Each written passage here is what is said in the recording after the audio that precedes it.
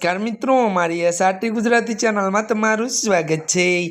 मित्रों, अत्यारे हाल तारक मेहता का उल्टा चश्मा शो ने लईने वधु एक मोटा दुखद समाचार सामे आवी रह्या छे। जी हाँ मित्रों, आपने जणावी दीए के तारक मेहता का उल्टा चश्मा छेल्ला 15 वर्षथी लोकोने मनोरंजन करी रह्यो छे। आ शोना दरेक पात्रों अने लोकोना दिलमां एक खास जग्या बनावी छे। अत्यार सुधी घणा मुख्य पात्रोए शोने अलविदा कही दीधुं छे।